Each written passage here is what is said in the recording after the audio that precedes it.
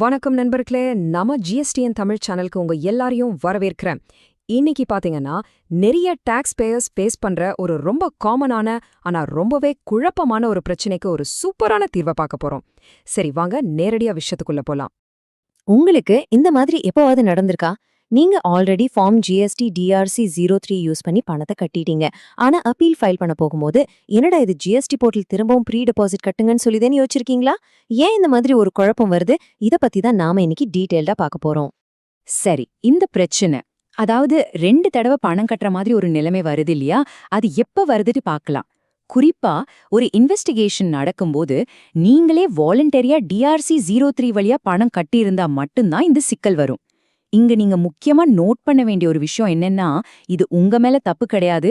இது போர்ட்டல்ல இருக்கிற ஒரு சின்ன டெக்னிக்கல் கிளிட்ச், அவ்வளவுதான். ஃபர்ஸ்ட் இந்த ஃபார்ம் ஜிஎஸ்டி டிஆர்சி 03 அப்படின்னா என்னன்னு சிம்பிளா பாத்திரலாம். ஒரு ஜிஎஸ்டி இன்வெஸ்டிகேஷன் போயிட்டு இருக்கு. அப்போ நீங்களே முன் வந்து வரியோ வட்டியோ இல்ல அபராதமோ கட்டணும்னு நினைச்சா அதுக்கு நீங்க யூஸ் பண்ற ஃபார்ம் தான் இந்த டிஆர்சி 03. இது முழுக்க முழுக்க ஒரு வாலண்டரி பேமெண்ட்டுக்கான ஃபார்ம்.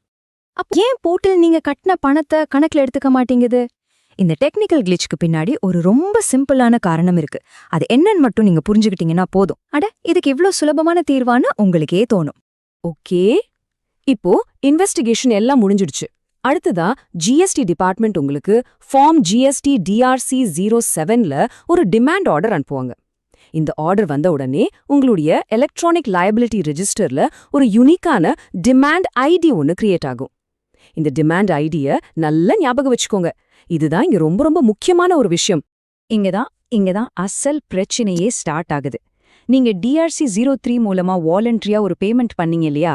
அந்த பேமெண்ட்டுக்கும் இந்த டிஆர்சி 07 ஆர்டர்னால உருவான புது டிமாண்ட் ஐடிக்கும் ஆட்டோமேட்டிக்கா எந்த லிங்க்குமே இருக்காது. இது ரெண்டும் தனித்தனியா இருக்கும்.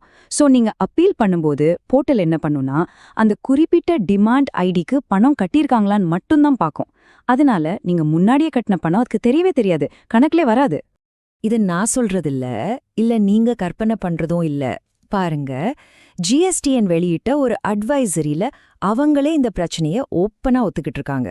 அவங்க என்ன சொல்றாங்கன்னா, டாக்ஸ் பேயர்ஸ் தேவைக்கு அதிகமா டிஆர்சி 03 வழியா பே பண்ணியிருந்தா கூட போர்ட்டல் திரும்பவும் அவங்க கிட்ட ப்ரீ டெபாசிட் கேக்குது அப்படின்னு ரொம்ப தெளிவா சொல்லியிருக்காங்க.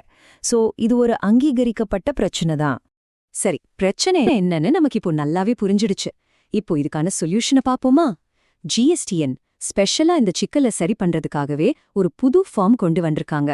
அதுதான் ஃபார்ம் ஜிஎஸ்டி டிஆர்சி 03A. வாங்க அது எப்படி வேலை செய்யுதுன்னு பார்க்கலாம். அப்போ இந்த ஃபார்ம் ஜிஎஸ்டி டிஆர்சி 03Aனா என்ன? ரொம்ப ரொம்ப சிம்பிள். இது ஒரு பால மாதிரி நினைச்சுக்கோங்க. நீங்க முன்னாடியே டிஆர்சி 03 வழியா கட்டின பணத்தையும் இப்போ டிஆர்சி 07 மூலமா உருவான அந்த டிமாண்ட் ஐடியையும் இந்த ரெண்டையும் ஒன்னா இணைக்கிற ஒரு பாலம் தான் இந்த ஃபார்ம். இதோட ஒரே வேலை இந்த ரெண்டுக்கும் நடுல ஒரு லிங்க் கிரியேட் பண்றதுதான்.